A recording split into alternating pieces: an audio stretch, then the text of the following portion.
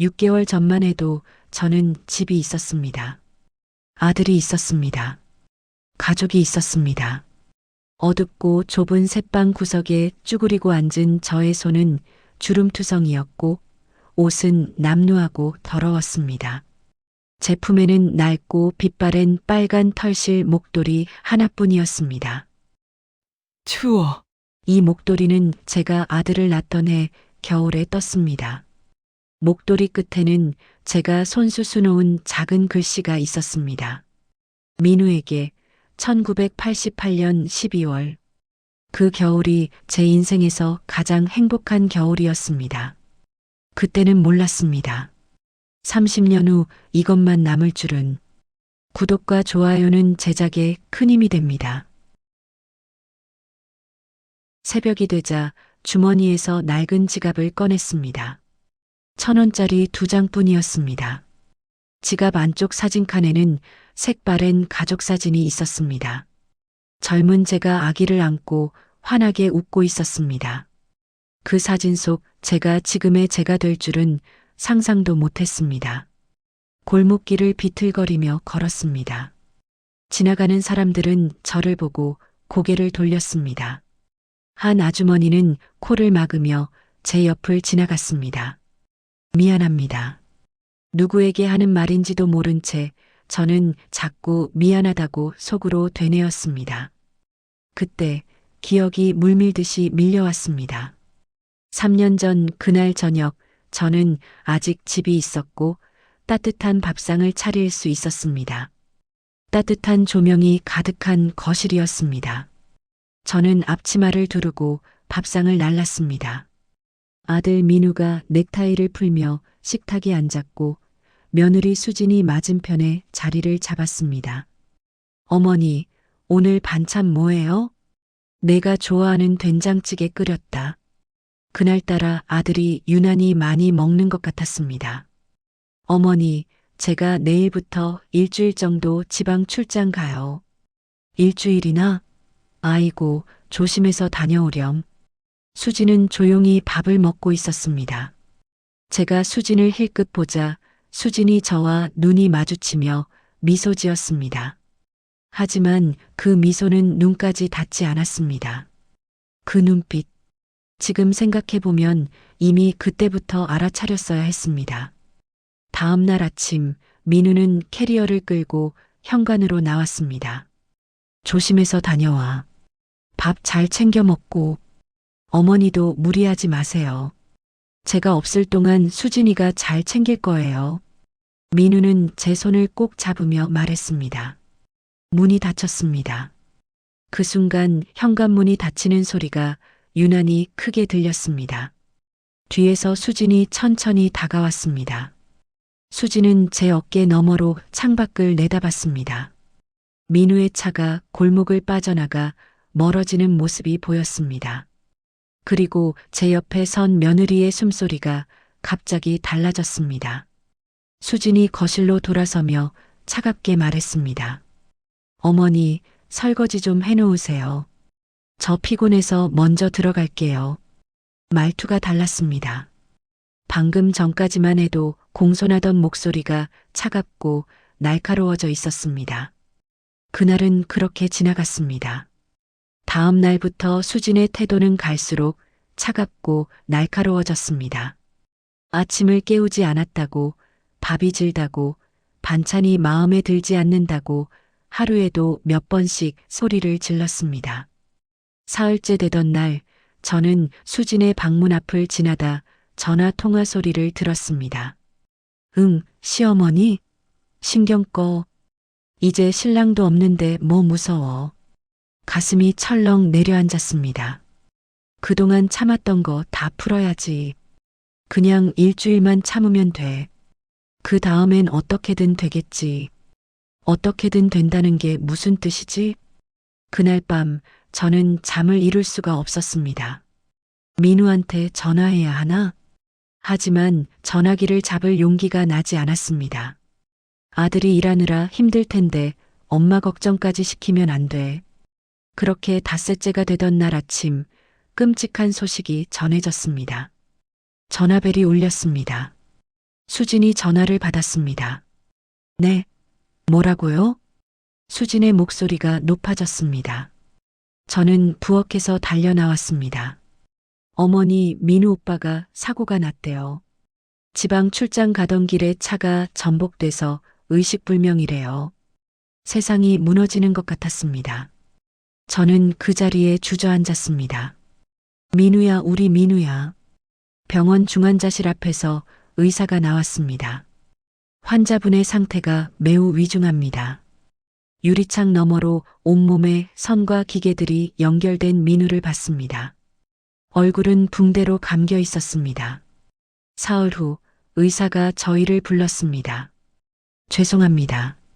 환자분께서 결국 말을 끝까지 듣지 못했습니다. 저는 그 자리에서 쓰러졌습니다. 장례식장은 조문객들로 가득했습니다. 저는 넋이 나간 채 영정 앞에 앉아 있었습니다. 사진 속 민우는 환하게 웃고 있었습니다. 수지는 상복을 입고 눈을 빨갛게 부어가며 조문객들을 맞이했습니다. 아이고, 수진 씨, 얼마나 힘드세요. 정말 하늘이 무너지는 것 같아요. 수진이 흐느꼈습니다. 저는 멍하니 그 모습을 봤습니다. 며느리도 많이 힘들겠구나. 장례를 치르고 집으로 돌아왔습니다. 저는 민우의 방문을 열었습니다. 민우의 냄새가 아직 남아 있었습니다.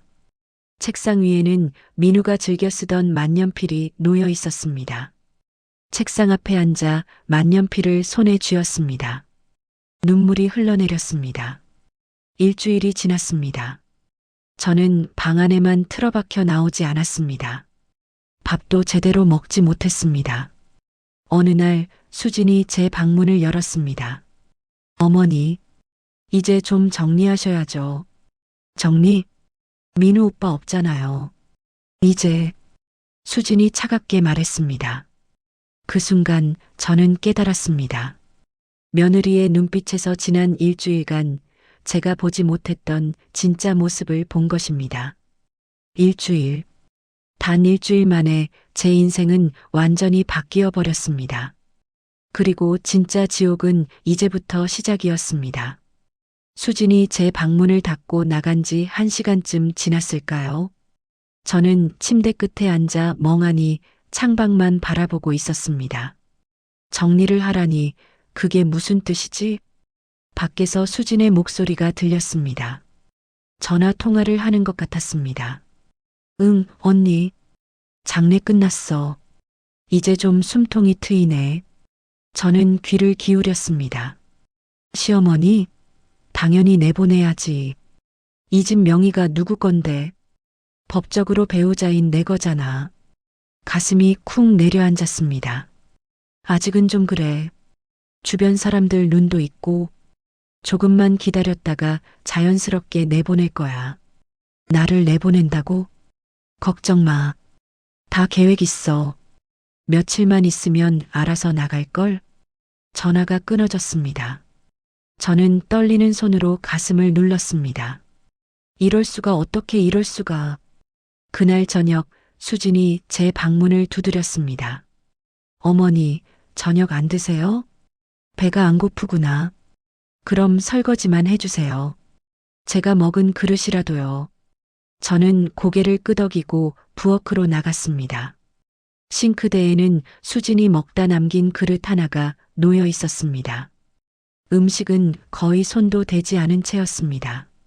설거지를 하는데 뒤에서 수진이 팔짱을 끼고 서 있었습니다. 어머니, 응? 앞으로 식사는 따로 하죠. 저는 제 방에서 먹을게요. 왜 그러니? 같이 먹자. 싫어요. 보기 싫거든요. 칼처럼 날카로운 말이었습니다. 저는 그릇을 잡은 손에 힘이 풀려 그만 그릇을 떨어뜨렸습니다. 그릇이 바닥에 떨어져 산산조각 났습니다. 아이고, 이것 봐. 그릇도 제대로 못 잡아요? 수진이 혀를 찼습니다. 치우세요. 빨리. 수진은 돌아서서 자기 방으로 들어가 버렸습니다. 저는 바닥에 쪼그려 앉아 깨진 그릇 조각을 주웠습니다. 손가락에 파편이 박혀 피가 났지만 아픈 줄도 몰랐습니다. 다음 날부터 수지는 아예 저를 투명인간 취급했습니다. 마주쳐도 눈길 한 번 주지 않았고 말을 걸어도 대답이 없었습니다. 저는 최대한 수진의 눈에 띄지 않으려고 제 방에만 있었습니다. 끼니도 거르기 일쑤였습니다. 냉장고에 가려면 수진과 마주칠까봐 두려웠습니다. 사흘째 되던 날 저는 배가 너무 고파 조심스럽게 부엌으로 나갔습니다. 냉장고를 여니 텅 비어 있었습니다. 어제까지만 해도 반찬이 있었는데 냉장고 옆 쓰레기통을 보니 제가 만들어둔 반찬들이 모두 버려져 있었습니다. 그때 뒤에서 수진의 목소리가 들렸습니다. 뭐 하세요? 아, 배가 고파서. 냉장고에 어머니 드실 거 없어요. 제 음식만 있거든요. 그럼 내가 뭘 먹으면 되니? 알아서 하세요. 저는 어머니 식모가 아니에요. 수지는 냉정하게 말하고는 냉장고 문을 쾅 닫아버렸습니다. 그날부터 저는 하루에 한 끼도 제대로 먹지 못했습니다. 가끔 몰래 나가 편의점에서 김밥 하나를 사 먹는 게 전부였습니다. 일주일이 지나자 거울 속 제 모습은 처참했습니다. 뺨은 푹 꺼졌고 눈은 움푹 들어가 있었습니다. 어느 날 저녁 현관문이 열리는 소리가 들렸습니다. 낯선 남자 목소리가 들렸습니다. 여기가 그 집이에요? 네, 들어오세요. 수진의 목소리였습니다. 저는 방문을 살짝 열고 밖을 내다봤습니다. 정장을 입은 남자가 서류 가방을 들고 들어왔습니다. 그럼 명예 이전 서류는 다 준비되신 거죠? 네, 여기 있어요. 수진이 서류 뭉치를 남자에게 건넸습니다. 배우자 사망으로 인한 상속이니까 절차는 간단합니다. 일주일 정도면 집 명의가 완전히 부인 앞으로 넘어갑니다. 집 명의를. 그리고 혹시 집에 다른 가족분은? 남자가 물었습니다. 시어머니가 계시긴 한데요. 곧 요양원으로 보낼 거예요. 요양원? 아, 그러시군요. 그럼 서류에 사인만 하시면 됩니다. 수진이 서류에 사인을 했습니다. 저는 방문을 조용히 닫았습니다. 온몸이 떨렸습니다. 나를 요양원으로 보낸다고? 내 집에서 쫓아낸다고? 그날 밤 저는 민우의 방으로 갔습니다. 민우의 책상 서랍을 열어 통장을 꺼냈습니다. 제 명의로 된 적금 통장이 있었습니다. 3천만 원. 민우가 틈틈이 모아 제 명의로 만들어준 돈이었습니다. 이 돈이라도 있으면. 통장을 들고 제 방으로 돌아왔습니다. 베개 밑에 조심스럽게 숨겼습니다. 내일 아침 일찍 은행에 가서 찾아와야겠어. 다음 날 새벽 저는 조용히 집을 나섰습니다. 은행이 문을 열자마자 달려갔습니다. 이 적금 해지하고 싶습니다. 창구 직원이 통장을 확인했습니다. 죄송합니다만 이 통장은 이미 한 달 전에 해지되었습니다. 네, 그럴 리가 없는데요. 제 명의인데요. 잠시만요. 직원이 컴퓨터를 확인했습니다. 박수진 씨가 보호자 자격으로 해지하셨네요. 치매 노인 재산 보호 명목으로 신청하셔서. 수진이가?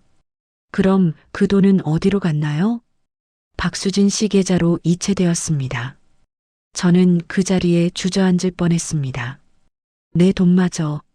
집으로 돌아오자 수진이 소파에 앉아 있었습니다.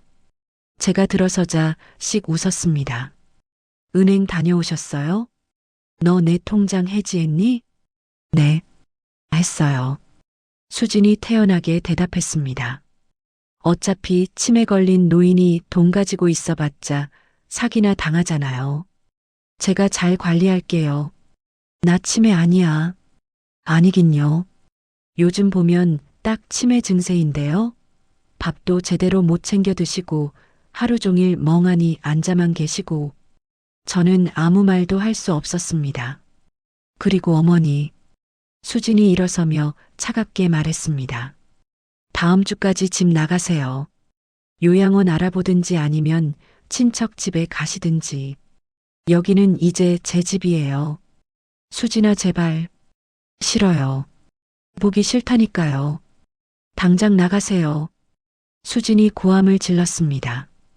그리고 자기 방으로 들어가 문을 쾅 닫았습니다. 그날 밤 저는 한숨도 자지 못했습니다. 민우의 빨간 목도리를 꼭 껴안고 눈물만 흘렸습니다. 민우야, 엄마가 어떻게 해야 하니? 엄마가 어디로 가야 하니?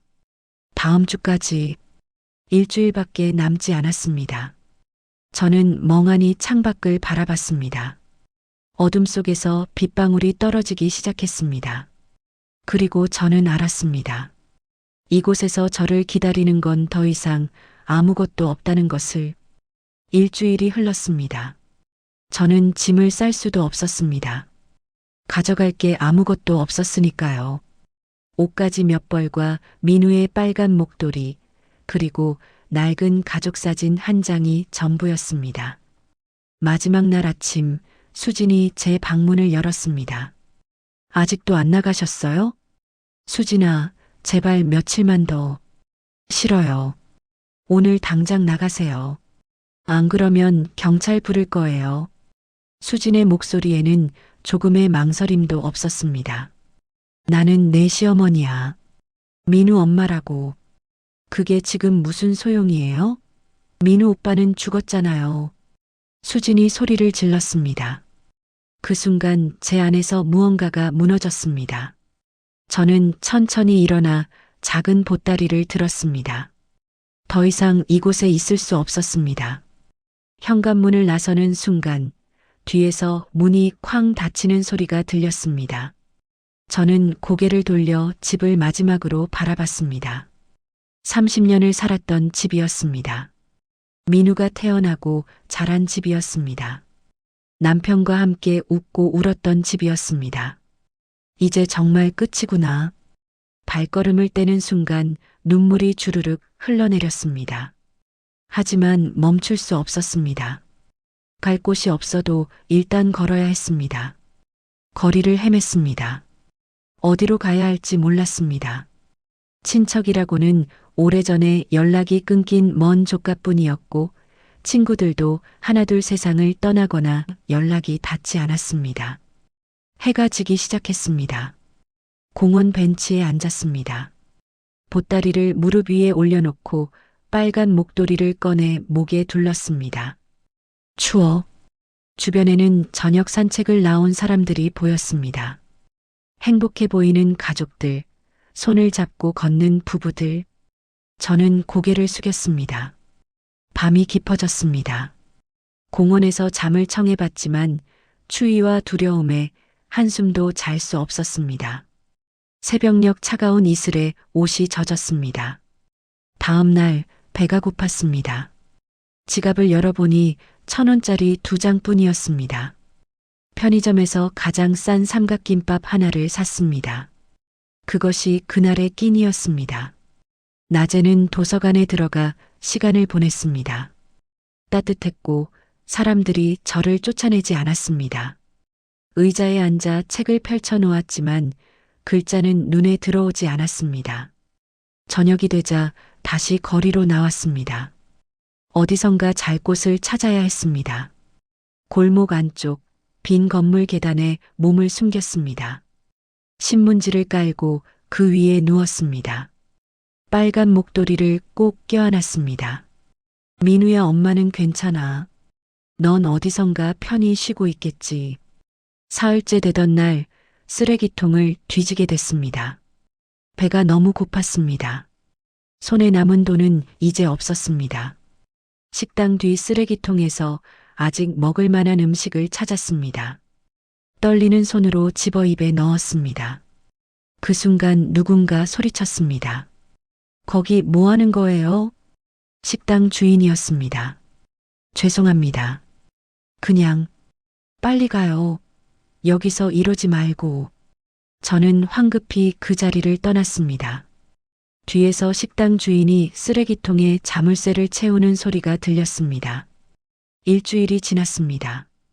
거울도 없는 곳에서 지냈지만 제 모습이 얼마나 처참한지 알 수 있었습니다. 지나가는 사람들이 저를 보고 고개를 돌렸습니다. 아이들은 무서워하며 엄마 뒤에 숨었습니다. 내가 이렇게까지 됐구나. 어느 날 오후 역 앞에서 쓰러졌습니다. 며칠을 제대로 먹지 못해 기력이 바닥났습니다. 사람들이 저를 지나쳤습니다. 누구도 멈추지 않았습니다. 이대로 죽는 건가? 눈을 감았습니다.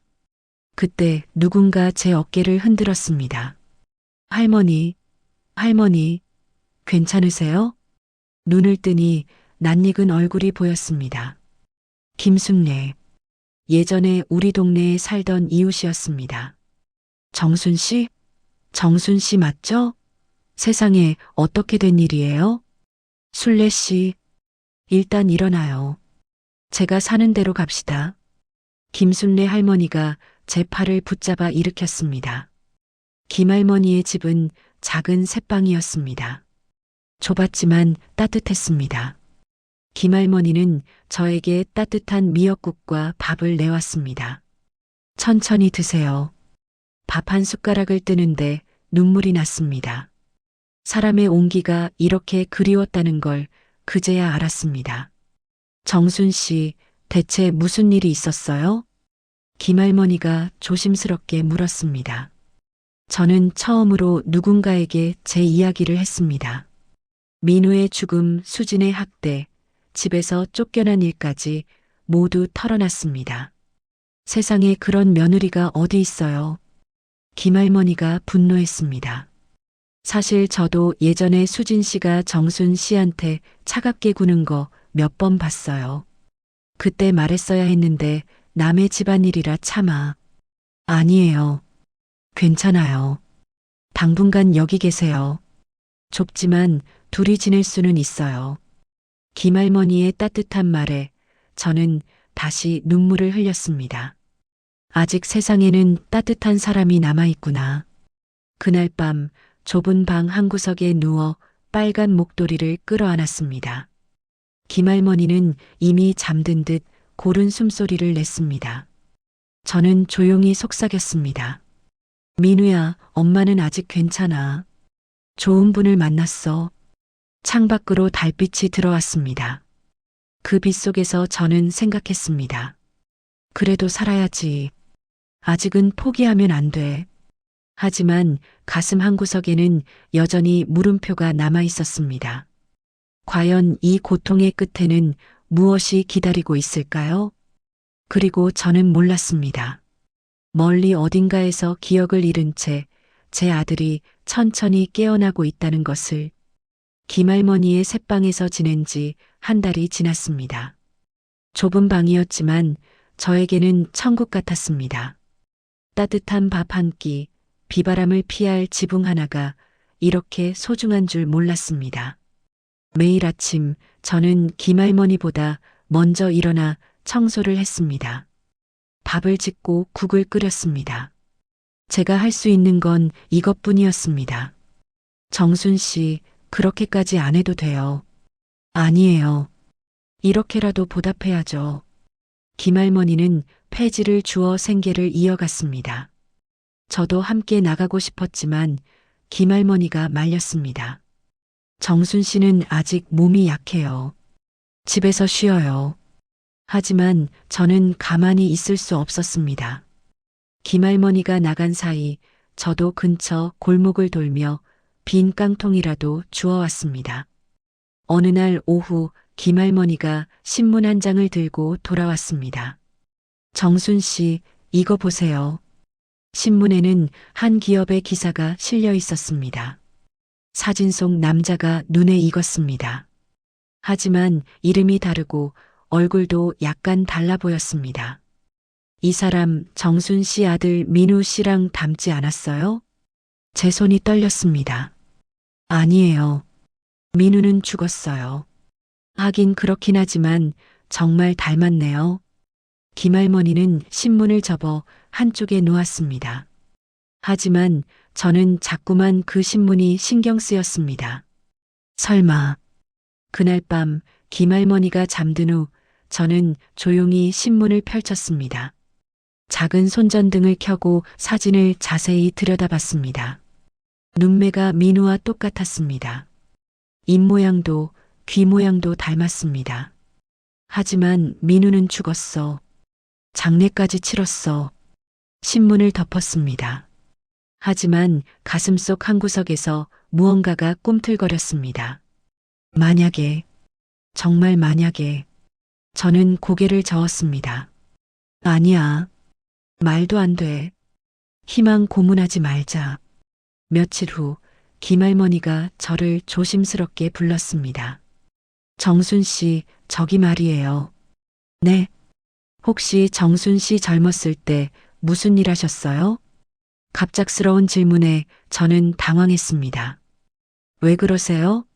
아니, 정순 씨가 밥하고 청소하는 거 보면 너무 정확하고 깔끔해서요. 뭔가 전문가 같달까? 저는 잠시 망설이다가 입을 열었습니다.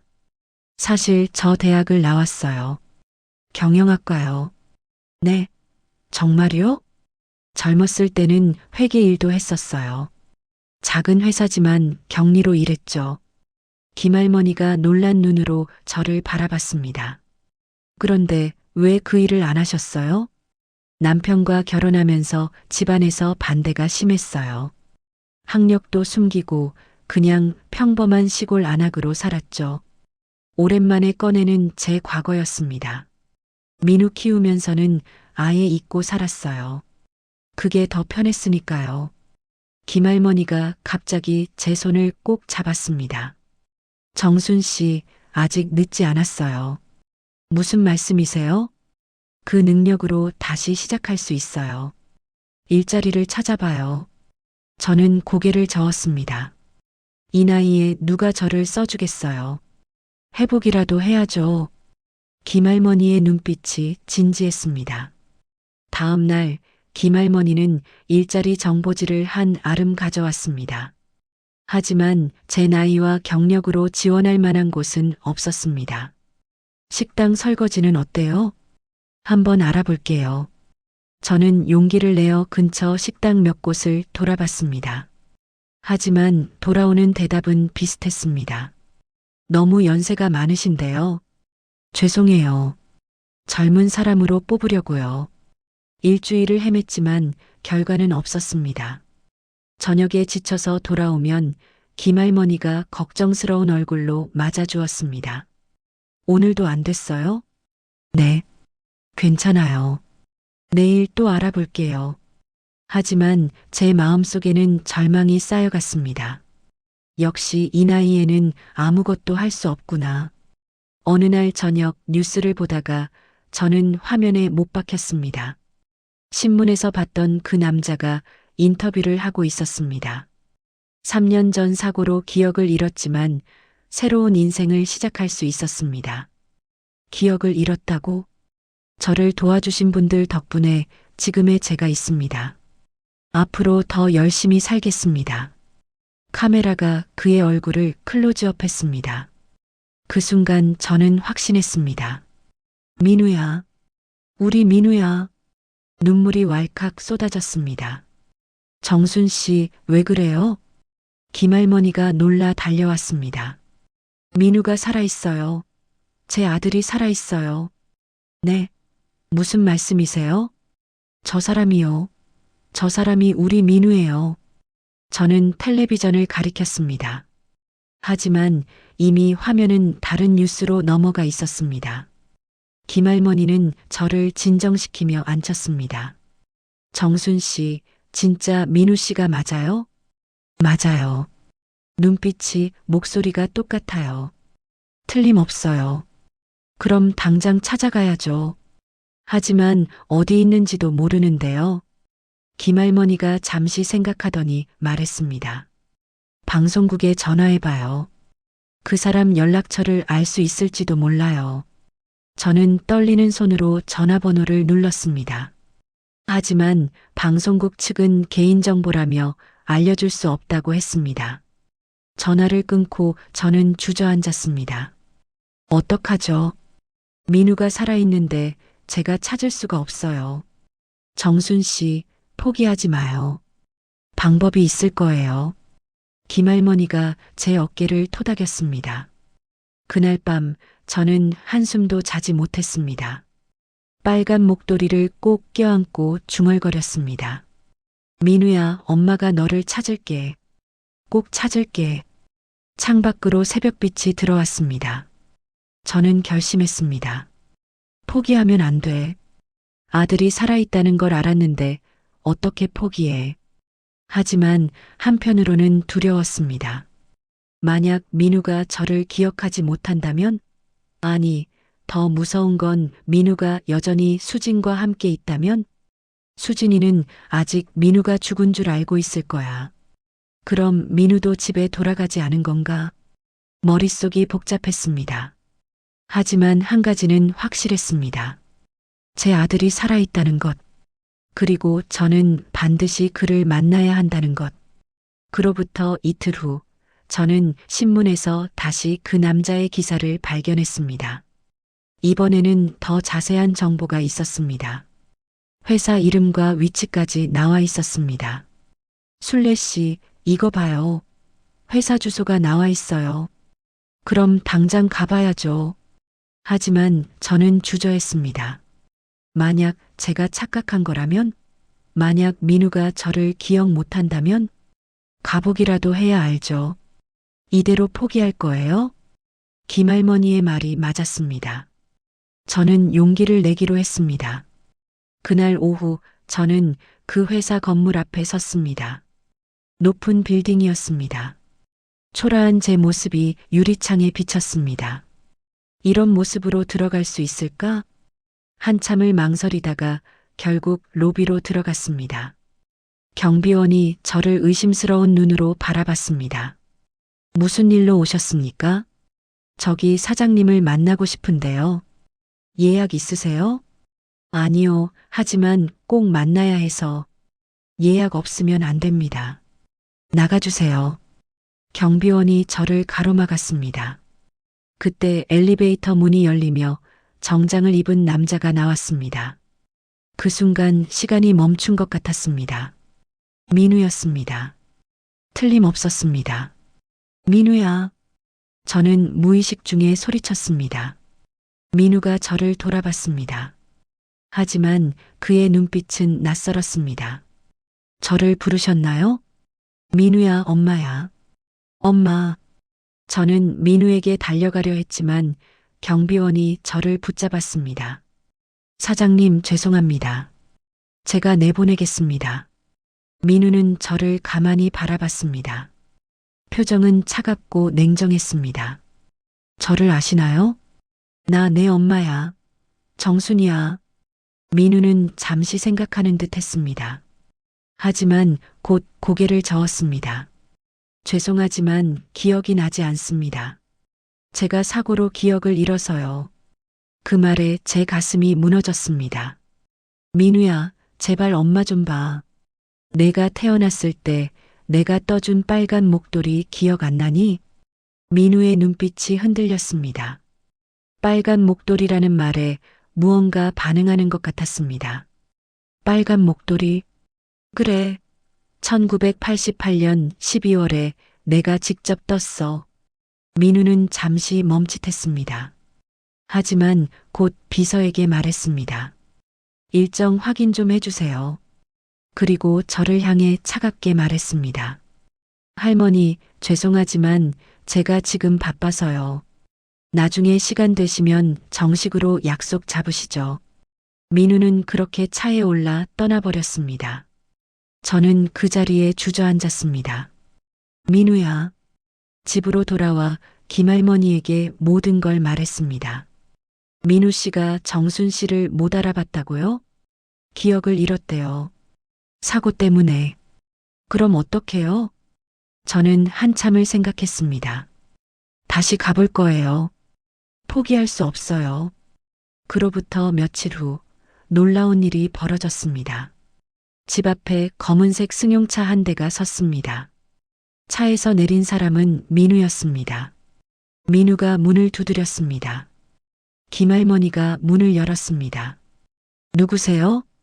며칠 전에 저를 찾아오셨던 분 계신가요? 제가 황급히 나갔습니다. 민우야. 민우는 저를 조용히 바라봤습니다. 그리고 낮은 목소리로 말했습니다. 잠깐 이야기 좀 할 수 있을까요? 근처 조용한 카페에 앉았습니다. 민우는 커피를 한 모금 마시고는 입을 열었습니다. 할머니가 저를 아들이라고 하셨죠? 그래, 넌 내 아들 강민우야. 저는 지난 3년간 기억이 없습니다. 사고 후 병원에서 깨어났을 때 제 과거에 대해 아무것도 몰랐어요. 그래서 집에 돌아가지 않은 거니? 민우는 고개를 끄덕였습니다. 저를 도와주신 분이 계셨어요. 그분 덕분에 새 인생을 시작했습니다. 그럼 내 아내는? 수진이는? 민우의 표정이 굳어졌습니다. 아내요? 그래, 내 아내 박수진. 그 사람이 널 찾지 않았니? 아무도 저를 찾지 않았습니다. 병원에서도 경찰에서도 저는 깨달았습니다. 수진이 일부러 민우를 찾지 않은 것입니다. 할머니, 정말 제 어머니가 맞나요? 그럼 넌 1985년 3월 15일생이고 어릴 때 왼쪽 무릎에 크게 다쳐서 흉터가 있어. 좋아하는 음식은 된장찌개고 싫어하는 건 피망이야. 민우의 눈빛이 흔들렸습니다. 맞아요. 왼쪽 무릎에 흉터가 있어요. 피망도 정말 싫어하고요. 그럼 믿겠니? 민우는 한참을 저를 바라봤습니다. 그리고 조심스럽게 물었습니다. 그럼 어머니는 왜 이렇게 고생을 하고 계세요? 집은요? 저는 그동안 있었던 일을 모두 말했습니다. 수진이 어떻게 저를 학대했는지, 어떻게 집에서 쫓아냈는지, 제 돈을 어떻게 빼앗았는지. 민우의 얼굴이 점점 굳어졌습니다. 주먹을 쥔 손이 부들부들 떨렸습니다. 그 여자가 그런 짓을 했다고요? 민우야, 진정해. 진정하라고요? 제 어머니를 그렇게 만든 게 제 아내라고요? 민우의 목소리가 차갑게 식었습니다. 어머니, 이제부터 제가 모든 걸 바로잡겠습니다. 민우야, 복수 같은 건 생각하지 마. 복수가 아닙니다. 정의입니다. 민우의 눈빛에는 지금껏 보지 못했던 냉혹함이 서려 있었습니다.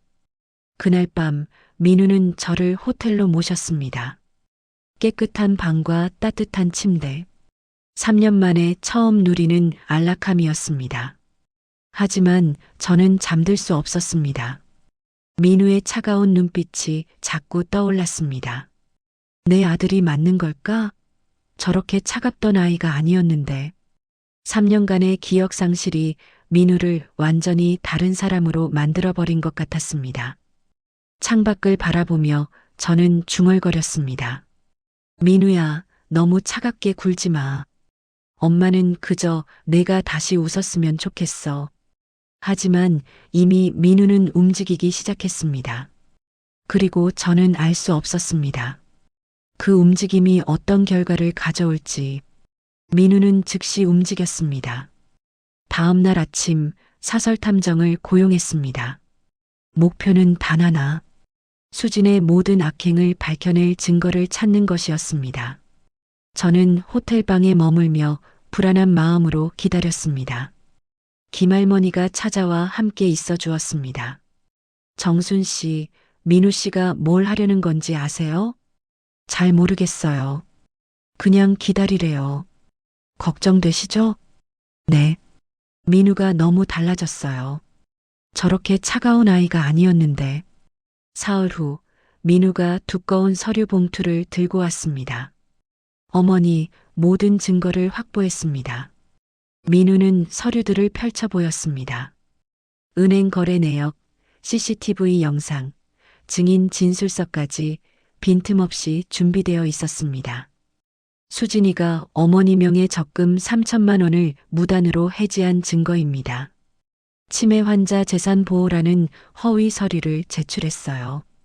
민우야. 그리고 이건 동네 편의점과 은행 ATM CCTV 영상입니다. 수진이가 어머니를 밀치고 소리 지르는 장면이 찍혀 있어요. 화면 속 수진은 저를 거칠게 밀쳤고 저는 바닥에 넘어졌습니다. 그 장면을 보며 저는 눈물을 흘렸습니다. 더 있습니다. 집 명의를 자기 앞으로 넘기려 했던 서류, 어머니를 요양원에 보내려던 계약서까지. 민우의 목소리는 차갑게 가라앉아 있었습니다. 이 정도면 충분합니다. 노인학대, 재산 횡령, 문서 위조죄로 고소할 수 있어요. 민우야, 그 정도까지는. 어머니, 이건 어머니를 위한 게 아닙니다. 법을 어긴 사람이 벌을 받는 건 당연한 거예요. 민우의 눈빛에는 흔들림이 없었습니다. 일주일 후 민우는 수진을 만나기로 했습니다. 저는 따라가고 싶었지만 민우가 말렸습니다. 어머니는 호텔에 계세요.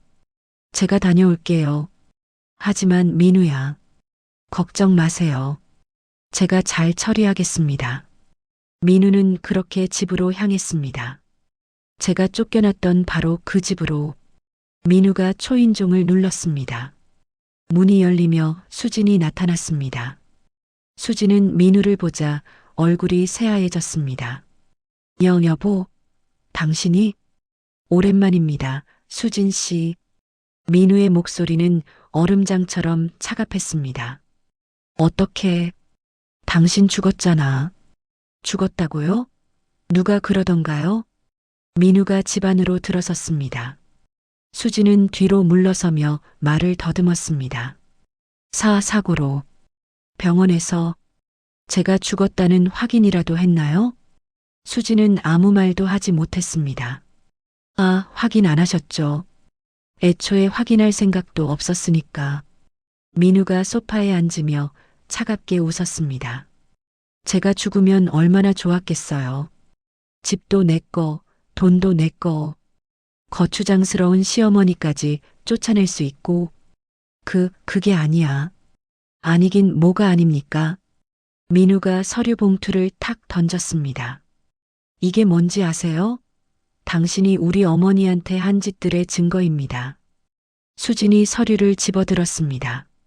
손이 부들부들 떨렸습니다. 3천만 원 횡령, 노인 학대, 집에서 강제로 내쫓은 것까지. 하나도 빠짐없이 증거가 다 있어요. 여보, 나는 그냥. 변명하지 마세요. 보기 싫으니까. 수진이 무릎을 꿇으며 울기 시작했습니다. 미안해. 정말 미안해. 내가 잘못했어. 지금 와서 미안하다고요? 다시는 안 그럴게. 제발 용서해줘. 민우는 자리에서 일어섰습니다. 용서는 제가 할 게 아닙니다. 법이 판단할 겁니다. 내일 오전 10시 경찰서로 출두하세요. 고소장은 이미 제출했습니다. 수진의 얼굴이 창백해졌습니다. 안 돼. 제발. 경찰서는 안 돼. 당연히 가야죠. 범죄자니까. 여보, 나 당신 아내잖아. 민우가 차갑게 수진을 내려다봤습니다. 이혼 서류도 같이 준비했습니다. 변호사가 연락할 겁니다. 민우는 그렇게 돌아섰습니다. 수진이 민우의 다리를 붙잡았습니다. 안 돼. 제발. 한 번만 용서해줘.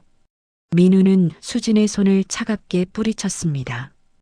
우리 어머니가 당신한테 몇 번이나 용서를 빌었는지 아세요? 민우는 더 이상 뒤돌아보지 않고 나갔습니다. 뒤에서 수진의 울음소리가 들렸지만 민우의 발걸음은 멈추지 않았습니다. 호텔로 돌아온 민우는 제게 모든 걸 말해줬습니다. 저는 복잡한 심정이었습니다. 민우야, 그 정도면 됐어. 이제 그만하자. 아직 끝나지 않았습니다, 어머니. 더 이상 뭘 하려고? 수진이가 빼앗아간 모든 것을 되찾아야 합니다. 어머니 돈, 집, 명예까지. 민우의 결심은 확고했습니다. 며칠 안에 모든 게 정리될 겁니다. 그때까지만 기다려주세요. 그날 밤 저는 창밖을 바라보며 생각했습니다. 과연 이것이 제가 원했던 결말일까요? 수진이 벌을 받는 건 당연합니다. 하지만 민우가 너무 차갑게 변해버린 것 같아 마음이 아팠습니다. 민우야, 복수가 끝나면 내 마음은 편해질까? 빨간 목도리를 꼭 껴안으며 저는 기도했습니다. 제발 내 아들이 다시 예전처럼 따뜻하게 웃을 수 있기를. 하지만 이미 모든 것은 돌이킬 수 없는 강을 건너고 있었습니다. 그리고 마지막 심판의 날이 다가오고 있었습니다. 일주일 후 민우는 고급 레스토랑을 예약했습니다. 수진을 불러낸 자리였습니다. 저도 함께 가겠다고 했지만 민우는 고개를 저었습니다. 어머니, 이건 제가 해야 할 일입니다. 하지만 민우야, 곧 끝납니다. 조금만 기다려주세요. 민우의 눈빛은 확고했습니다. 저는 호텔방에 남아 불안한 마음으로 기다렸습니다. 레스토랑에 수진이 나타났습니다. 얼굴은 수척했고 눈은 붓고 충혈되어 있었습니다. 일주일 사이 완전히 다른 사람이 되어 있었습니다. 민우는 이미 자리에 앉아 차갑게 수진을 바라보고 있었습니다. 수진의 뒤에는 정장을 입은 2명의 변호사가 따라 들어왔습니다. 앉으세요. 민우가 차갑게 말했습니다. 수진은 떨리는 다리로 자리에 앉았습니다. 여보, 제발 한 번만 이야기 좀. 수진 씨. 민우가 수진의 말을 끊었습니다. 오늘 여기 온 이유는 간단합니다. 마지막 정리를 하기 위해서입니다. 변호사 한 명이 앞으로 나와 서류를 펼쳤습니다. 먼저 형사 고소건입니다. 노인학대, 재산 횡령, 문서 위조. 검찰에서 이미 기소 의견으로 송치했습니다. 수진의 얼굴이 새하얗게 질렸습니다. 예상 형량은 3년에서 5년입니다. 집행유예 가능성은 거의 없습니다. 안 돼. 제발. 다음은 민사소송입니다. 또 다른 변호사가 나섰습니다. 부인이 무단으로 해지한 적금 3천만 원, 여기에 위자료와 손해배상을 합쳐 총 8천만 원을 청구합니다. 8천만 원? 그런 돈 어디서 구해요? 수진이 비명처럼 소리쳤습니다. 그건 부인이 알아서 하실 일입니다. 민우가 차갑게 말했습니다. 그리고 마지막으로 민우가 서류 한 장을 수진 앞으로 밀었습니다. 이혼 합의서입니다. 수진은 서류를 보며 눈물을 흘렸습니다. 여보, 제발. 나 정말 잘못했어. 다시는 안 그럴게. 수진 씨, 지금 당신이 흘리는 눈물이 진심일까요? 민우가 태블릿을 켜서 화면을 돌렸습니다. 거기에는 수진이 친구들과 통화하는 녹음 파일이 재생되고 있었습니다. 시어머니, 신경 꺼. 이제 신랑도 없는데 뭐 무서워. 수진의 목소리였습니다. 그동안 참았던 거 다 풀어야지. 녹음이 계속 흘러나왔습니다. 수진은 고개를 떨구었습니다. 이게 당신의 진심이었죠. 우리 어머니가 얼마나 힘들었는지, 얼마나 무서웠는지 생각이나 해봤습니까? 민우의 목소리가 떨렸습니다. 차가움 뒤에 숨겨진 분노가 드러나기 시작했습니다. 어머니는 3천만 원을 모으시느라 10년을 허리 굽혀 일하셨어요. 단 한 푼도 당신이 쓸 권리가 없는 돈이었습니다. 미안해. 정말 미안해. 미안하다고 끝날 일이 아닙니다. 민우가 자리에서 일어섰습니다. 수진 씨, 당신이 우리 어머니한테 했던 것처럼 저도 당신한테 하나도 남겨주지 않을 겁니다. 변호사가 또 다른 서류를 내밀었습니다. 진명의 환원 소송도 제기했습니다. 부당하게 취득한 재산이므로 원소유자에게 반환해야 합니다. 그럼 나는 어디서 살라고요? 우리 어머니가 거리에서 노숙하실 때는 생각 안 하셨죠? 민우의 말에 수진은 아무 말도 할 수 없었습니다. 그리고 이건 추가로 민우가 또 다른 서류를 꺼냈습니다. 당신 직장 동료들, 친구들, 동네 사람들에게 진실을 알렸습니다. 당신이 어떤 사람인지 모두가 알게 됐어요. 수진의 눈이 커졌습니다. 뭐라고? 당신이 그토록 아끼던 평판, 체면, 모든 것이 이제 사라졌습니다. 수진이 주저앉으며 울기 시작했습니다. 하지만 민우의 표정은 변하지 않았습니다. 마지막으로 하나 더. 민우가 수진을 똑바로 바라봤습니다. 지금부터 당신은 우리 어머니 앞에 절대 나타나지 마세요. 500m 이내 접근 금지 명령도 신청했습니다. 제발 살려줘. 저는 죽이지 않습니다. 당신이 저지른 일의 대가를 치르게 하는 것뿐입니다. 민우는 더 이상 그 자리에 있지 않았습니다. 돌아서서 나가는 그의 뒷모습은 차갑고 단호했습니다. 호텔로 돌아온 민우는 제게 모든 걸 말해줬습니다. 저는 민우의 손을 잡았습니다. 민우야, 이제 끝난 거니? 네, 어머니. 모든 게 정리됐습니다. 수진이는 어떻게 될까? 벌을 받을 겁니다. 당연한 일이죠. 민우의 목소리는 여전히 차가웠습니다. 저는 그런 민우가 걱정됐습니다. 민우야, 복수를 했는데 내 마음은 편해졌니? 민우는 잠시 침묵했습니다. 그리고 천천히 고개를 저었습니다. 솔직히 모르겠어요, 어머니. 뭐가? 제가 원했던 게 이런 건가 싶어요. 수진이가 무너지는 걸 보면서도 별로 후련하지가 않아요. 민우의 목소리가 떨렸습니다. 그냥 화가 나요. 왜 제가 어머니를 지켜드리지 못했는지, 왜 3년이나 걸렸는지. 민우야, 제가 진작 정신 차렸으면 어머니가 그런 고생 안 하셨을 텐데. 민우의 눈에서 처음으로 눈물이 흘렀습니다.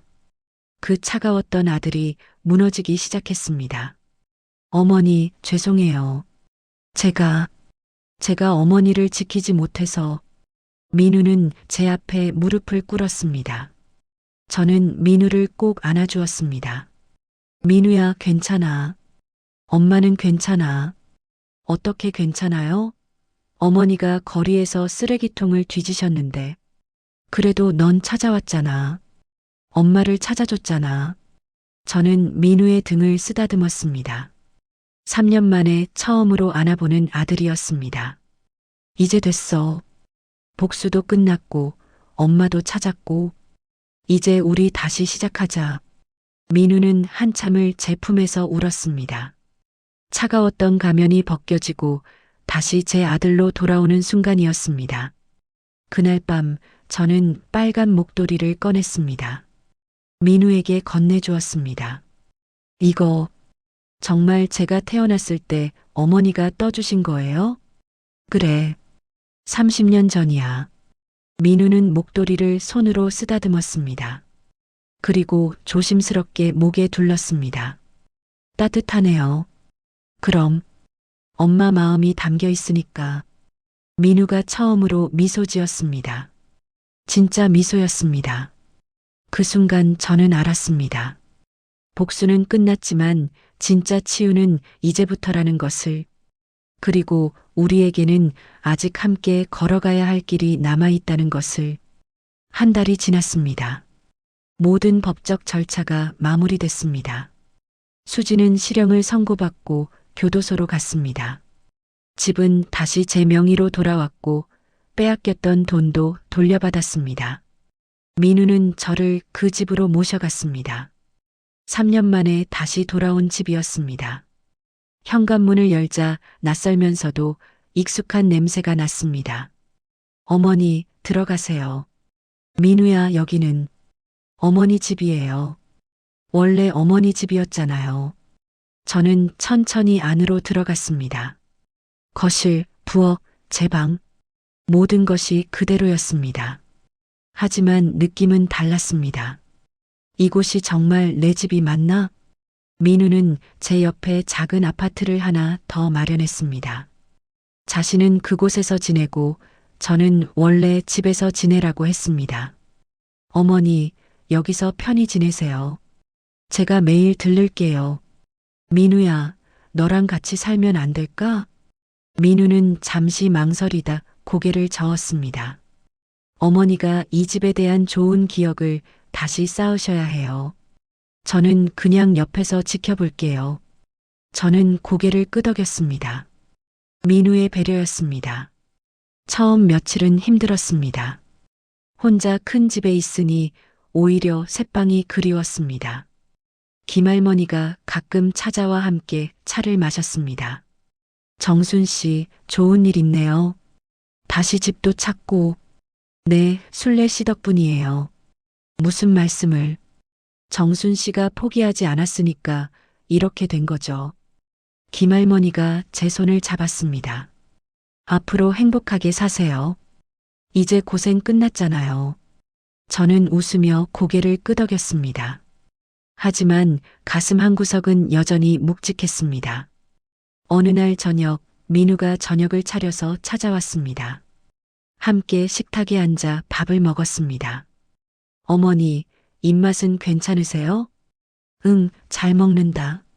하지만 사실 밥맛이 예전 같지 않았습니다. 목구멍으로 잘 넘어가지 않았습니다. 어머니, 혹시 불편한 거 있으세요? 아니야, 다 좋아. 저는 애써 웃었습니다. 민우에게 걱정 끼치고 싶지 않았습니다. 밤이 되면 잠이 오지 않았습니다. 천장을 바라보며 지난 3년을 되돌아봤습니다. 아니, 지난 30년을 되돌아봤습니다. 나는 평생 무얼 위해 살았을까? 남편을 위해, 아들을 위해, 가족을 위해 살았습니다. 제 자신을 위해 산 적은 한 번도 없었습니다. 이제라도 나를 위해 살 수 있을까? 하지만 방법을 몰랐습니다. 67년을 남을 위해 살았는데 이제 와서 어떻게 나를 위해 살아야 하는지 알 수 없었습니다. 어느 날 민우가 물었습니다. 어머니, 하고 싶은 거 없으세요? 하고 싶은 거? 네. 뭐든지요. 여행이라든지 취미라든지. 저는 한참을 생각했습니다. 하지만 떠오르는 게 없었습니다. 글쎄, 별로 없구나. 어머니, 민우가 안타까운 눈으로 저를 바라봤습니다. 천천히 생각해 보세요. 시간은 많으니까요. 봄이 왔습니다. 민우는 작은 텃밭을 만들어줬습니다. 집 베란다에 화분들을 놓고 상추와 토마토를 심었습니다. 흙을 만지니 마음이 조금 편해졌습니다. 매일 아침 물을 주고 새싹이 자라는 걸 보는 것이 작은 낙이 됐습니다. 이것도 나를 위한 일이 될 수 있을까? 민우는 매일 저녁 들렀습니다. 텃밭을 보며 좋아했습니다. 어머니, 상추 정말 잘 크네요. 그러게. 신기하지? 어머니가 키우는 거니까 더 잘 크는 것 같아요. 민우의 말에 저는 웃었습니다. 진짜 웃음이었습니다. 어느 날 저녁 민우와 함께 산책을 나갔습니다. 공원을 걸으며 민우가 조심스럽게 말했습니다. 어머니, 제가 하나 여쭤봐도 될까요? 뭐든지 물어봐. 행복하세요? 저는 걸음을 멈췄습니다. 그리고 한참을 생각했습니다. 글쎄, 뭐가 행복인지 잘 모르겠구나.